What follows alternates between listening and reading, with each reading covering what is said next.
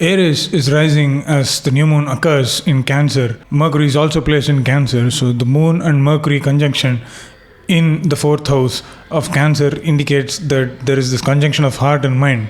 There is this drive for us to kind of be decisive because both our heart and mind is thinking one and the same.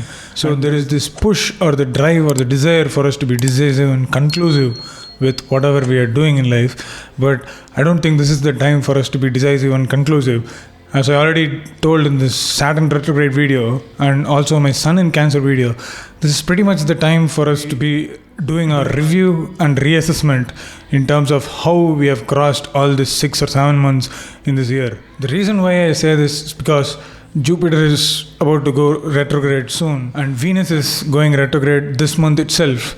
And Saturn is already retrograde. So this is a season of retrogrades where we may have to deal with repetitions and themes from the past of our lives. Not necessarily this year, but from the past, which means we may go back even beyond 2-3 years or maybe even 10 years.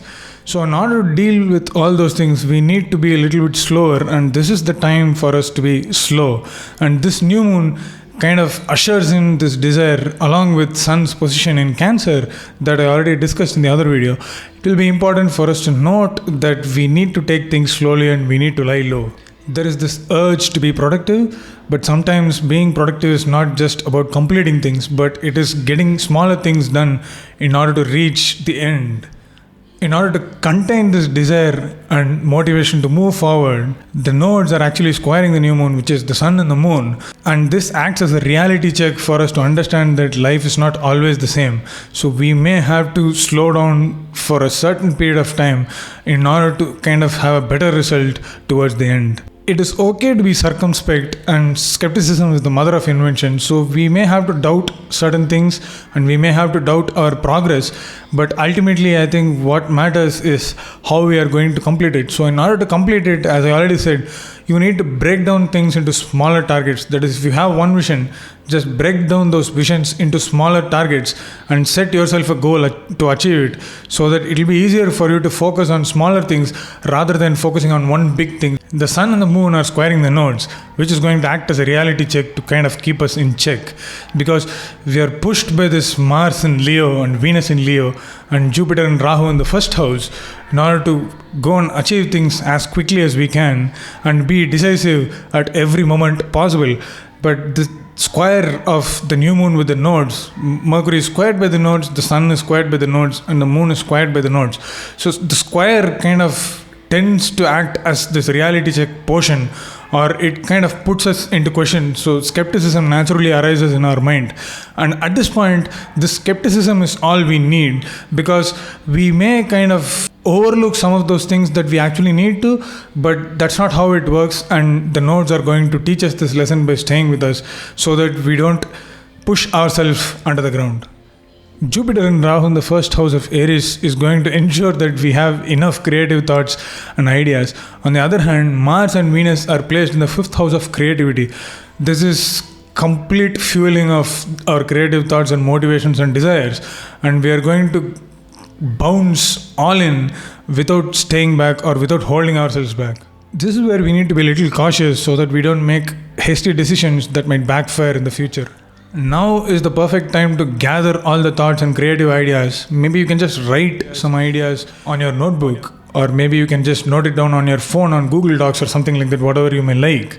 But just keep generating ideas, because Jupiter and Rahu are there to help, and Mars and Venus are also there to take care of the aesthetic side of this. But the only thing that we need to take care of is that continue to generate ideas and continue to think about whatever we need to do in the future, maybe down the line in 4 or 5 months. So Saturn is going to help us plan ahead of time.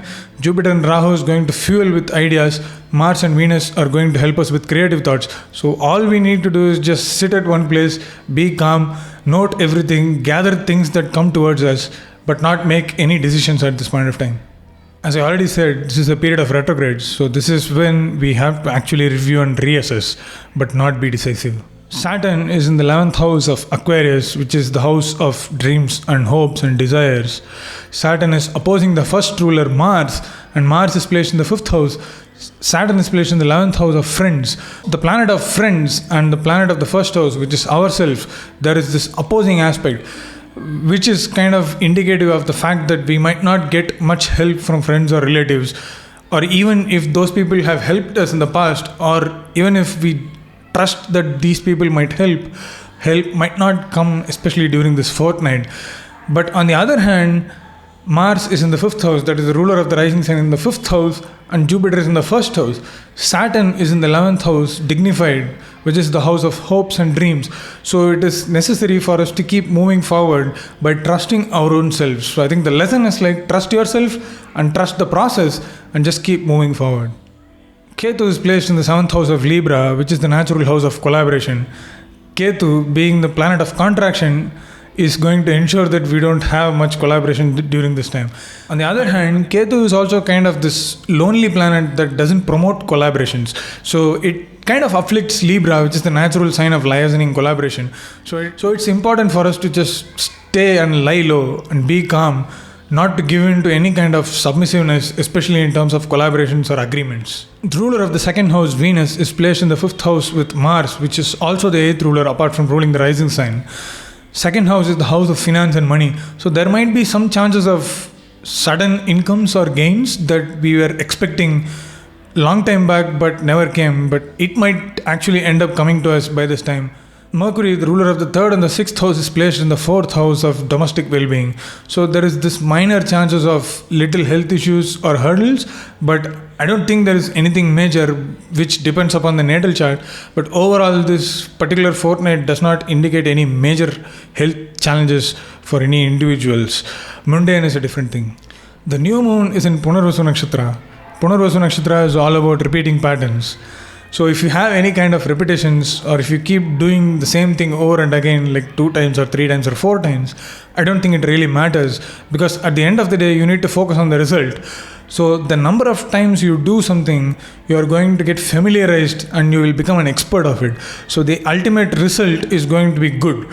So although we might not realize that we are ending up doing something for our own good, we might end up getting frustrated. So we should be sure that we don't get frustrated, because frustration is already there because of the Saturn-Mars opposition.